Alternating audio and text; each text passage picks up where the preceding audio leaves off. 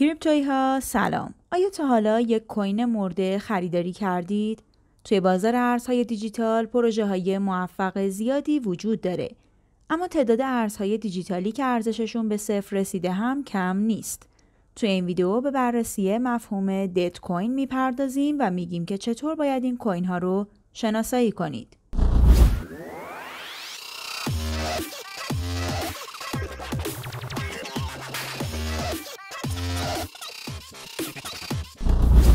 کوین مرده چیست؟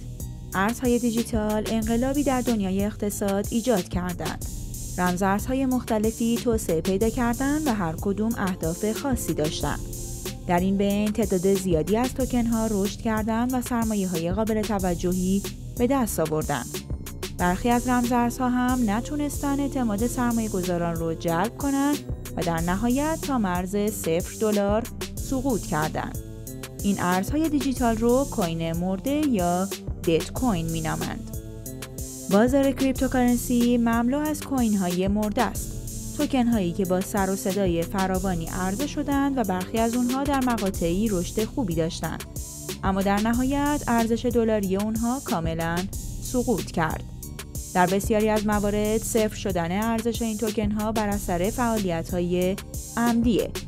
توسعه دهندگان پروژه بعد از جذب سرمایه و فروش رمزارزها پروژه رو رها می‌کنند. نتیجه این اتفاق صفر شدن قیمت ارز دیجیتال و اضافه شدن یک رمزارز دیگه به لیست کوین‌های مرده است. توی این بخش از ویدیو می‌خوایم بهتون بگیم چطور یک دد کوین به وجود میاد. کوین مرده ارزهای دیجیتال پروژه‌هایی هستند که کاملا رها شدن و مشخصاً یک کلاهبرداری محسوب میشن.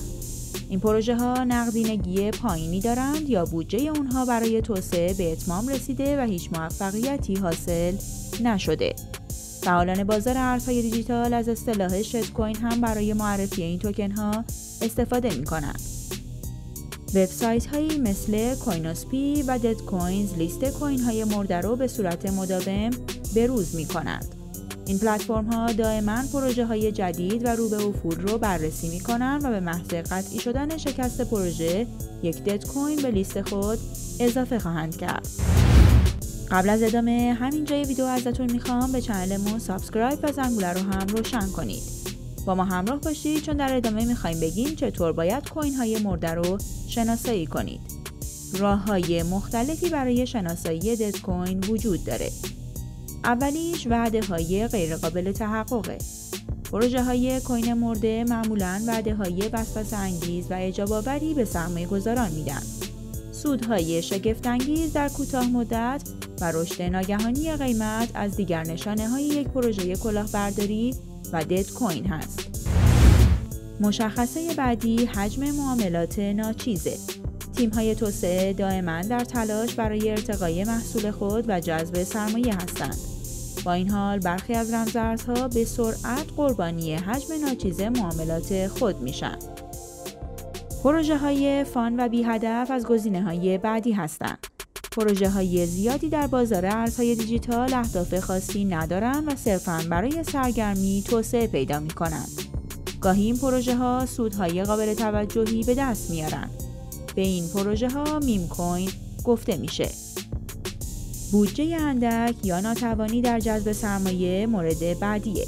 عدم جذب بودجه کافی میتونه عامل اصلی برای شکست پروژه و تبدیل شدن رمزارز به دد کوین باشه.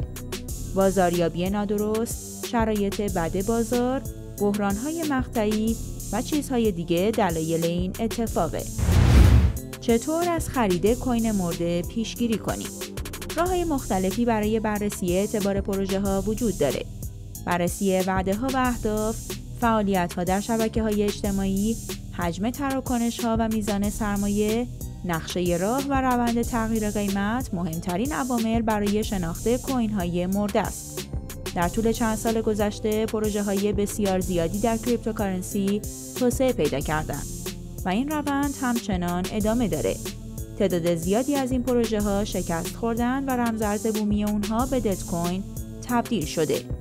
اگر میخواین چند سال دیگه تعداد زیادی کوین مرده در کیف پولتون نداشته باشین، باید هنگام خرید ارزهای دیجیتال جدید و کم نام و نشان دقت زیادی به خرج بدین. امیدواریم که تماشای این ویدیو برای شما مفید بوده باشه و اگر اینطور بوده برای حمایت از ما این ویدیو رو لایک و اون رو به دوستان علاقه‌مندتون معرفی کنید. اگر هنوز عضو چنل ما نشدین حتما به چنلمون سابسکرایب و برای اطلاع از آپلود ویدیوهای جدیدمون زنگوله رو هم روشن کنید. آیا شما هم توی کیف پولتون دت کوین دارین؟ چه روش‌های دیگه‌ای برای شناسایی این ارزها میتونین معرفی کنید؟ پیشنهاد میکنم ویدیوی دیگه‌مون رو هم با عنوان راه‌های شناسایی ایردراپ‌های تقلبی حتما تماشا کنید. تا یه ویدیوی دیگه، خدا نگهدار.